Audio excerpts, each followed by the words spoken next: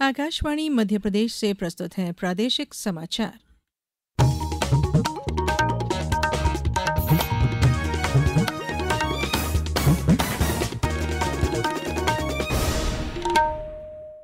नमस्कार, समाचारों के साथ मैं धारणा सचदेव।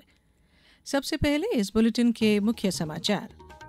प्रधानमंत्री ने जम्मू कश्मीर में विश्व के सबसे ऊंचे चिनाब ब्रिज का किया उद्घाटन। मुख्यमंत्री ने उज्जैन में कई विकास कार्यों की दी सौगात। केंद्रीय शिक्षा मंत्री धर्मेंद्र प्रधान ने रतलाम जिले में नवोदय विद्यालय का किया लोकार्पण और केंद्र सरकार के 11 वर्षों में संस्कृति विरासत संरक्षण पर दिया जोर। अब समाचार विस्तार से। प्रधानमंत्री नरेंद्र मोदी ने कहा है कि कई प्रमुख परियोजनाओं का उद्घाटन जम्मू कश्मीर की विकास यात्रा में एक महत्वपूर्ण कदम है। कटरा में विश्व के सबसे ऊंचे आर्क पुल चिनाब ब्रिज और अंजी पुल का उद्घाटन करते हुए श्री मोदी ने कहा कि ये अत्याधुनिक ब्रिज जम्मू और श्रीनगर के बीच कनेक्टिविटी को बेहतर बनाएगा। प्रधानमंत्री ने 46,000 करोड़ रुपए से अधिक की लागत वाली कई विकास परियोजनाएं राष्ट्र को समर्पित की। श्री मोदी ने जम्मू कश्मीर के भीतर कनेक्टिविटी बढ़ाने वाली वंदे भारत ट्रेनों को हरी झंडी दिखाई और जम्मू में मेडिकल कॉलेज की आधारशिला भी रखी। प्रधानमंत्री ने प्रसन्नता व्यक्त करते हुए कहा कि कश्मीर से कन्याकुमारी तक देश अब रेलवे नेटवर्क से जुड़ गया है।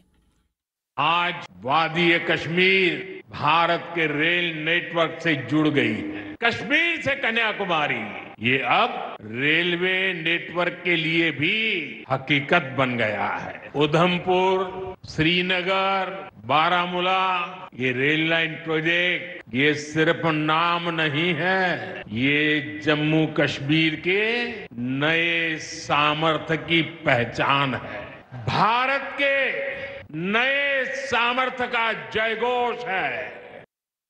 श्री मोदी ने कहा कि भारत आतंकवाद के आगे नहीं झुकेगा। प्रधानमंत्री ने कहा कि दुर्भाग्य से हमारा पड़ोसी देश मानवता और गरीबों की आजीविका के खिलाफ है। प्रधानमंत्री ने कहा कि जब भी पाकिस्तान ऑपरेशन सिंदूर का नाम सुनेगा उसे अपनी शर्मनाक हार याद आएगी। गृहमंत्री अमित शाह ने आज नई दिल्ली में भारतीय भाषा अनुभाग का उद्घाटन किया। श्री शाह ने कहा कि यह अनुभाग प्रशासन को विदेशी भाषाओं के प्रभाव से मुक्त कराने में ऐतिहासिक सिद्ध होगा। उन्होंने कहा कि मातृभाषा में सोचने, विश्लेषण करने और निर्णय लेने की प्रक्रिया से ही क्षमता का पूरा इस्तेमाल संभव है। उन्होंने कहा कि सभी स्थानीय भाषाओं को सुदृढ़ बनाकर ही भारत गौरवशाली स्थिति प्राप्त कर सकता है। गृहमंत्री ने कहा कि भारतीय भाषा अनुभाग देश की भाषाई विविधता को समाहित करते हुए सभी भाषाओं के लिए एक सुदृढ़ और संगठित मंच प्रदान करेगा।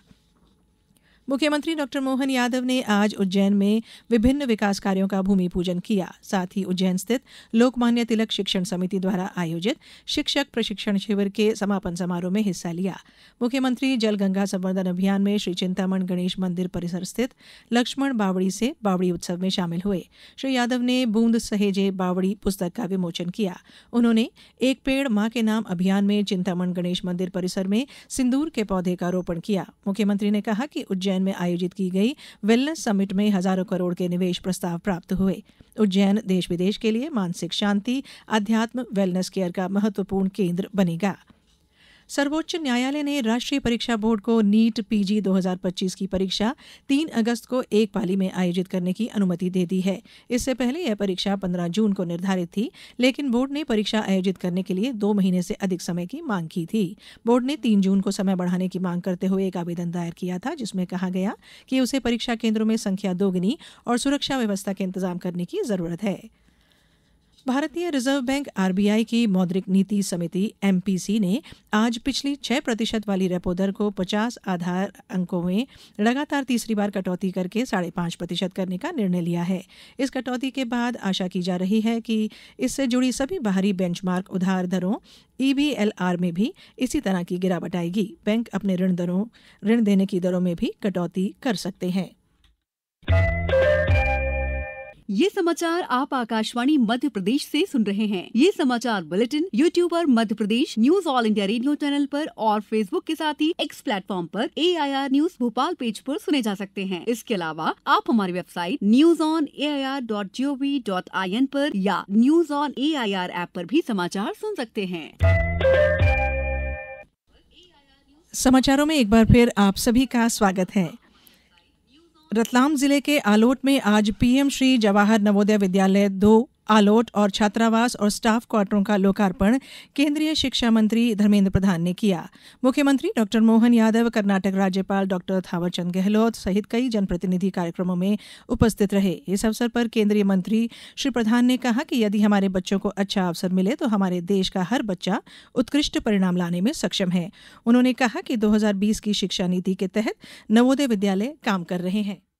2020 की शिक्षा नीति में जो जो विषय कहा गया, मेधावी विद्यार्थी बनाने के लिए नवोदय विद्यालय, केंद्रीय विद्यालय काम कर रहे हैं।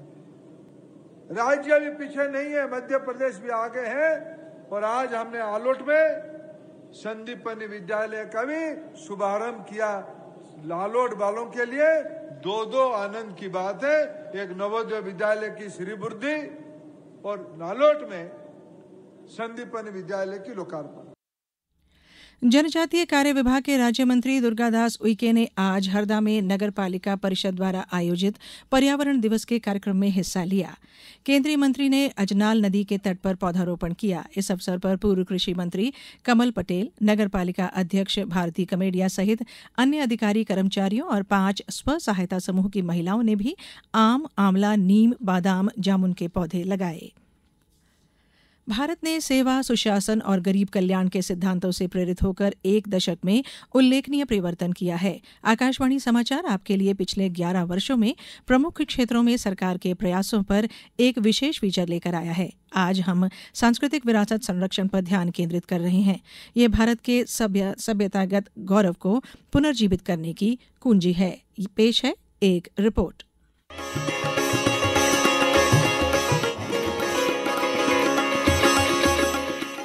पिछले एक दशक में भारत का सांस्कृतिक पुनरुत्थान एक जीवंत चित्रपट की तरह सामने आया है, जो विरासत में समृद्ध है, अभिव्यक्ति में विविधतापूर्ण है और अपनी वैश्विक पहुंच से आश्वस्त है। केंद्र सरकार ने भारत के सच्चे राष्ट्र निर्माताओं को सम्मानित करने के लिए महत्वपूर्ण कदम उठाए हैं।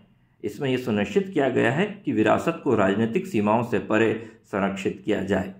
स्वतंत्रता के 75 वर्ष पूर्ण होने पर आज़ादी का प्रतीक, आज़ादी का अमृत महोत्सव जैसे अभियान ने देश भर में आयोजित सांस्कृतिक और देशभक्ति कार्यक्रमों के माध्यम से राष्ट्र के बलिदान और उपलब्धियों का जश्न मनाया है। प्रधानमंत्री संग्रहालय, राष्ट्रीय पुलिस स्मारक, आदिवासी स्वतंत्रता सेनानी संग्रहालय, भारत मंडपम और नए संसद भवन सहित लंबे समय से लंबित स्मारक अब राष्ट्रीय एकता के गौरवशाली प्रतीकों में बदल गए हैं। एक भारत श्रेष्ठ भारत पहल के तहत काशी तमिल संगमम और महाकुंभ 2025 जैसे आयोजनों में एक साथ विविधता में एकता का जश्न मनाया गया है। इस बीच बौद्ध शिखर सम्मेलन और सिख गुरुओं के प्रकाश पर्व जैसे वैश्विक आयोजनों ने भारत की आध्यात्मिक विरासत को मजबूत किया है। 23 करोड़ से अधिक लोगों की भागीदारी और 2024 में नए विश्व रिकॉर्ड स्थापित करने के साथ योग एक वैश्विक आंदोलन बन गया है, जिसने भारत को स्वास्थ्य के लिए वैश्विक आवाज के रूप में स्थापित किया है। आयुर्वेद भी भारत को समग्र स्वास्थ्य सेवा के केंद्र के रूप में स्थापित कर रहा है। भारत ने यूनेस्को की विश्व धरोहर सूची में अभी अपनी उपस्थिति का विस्तार किया है, जिसमें 43 विश्व धरोहर स्थल हैं। इसके अलावा विश्व audio visual entertainment summit waves जैसे कार्यक्रम वैश्विक मंच पर भारत की मीडिया और मनोरंजन प्रतिभा को दर्शित कर रहे हैं।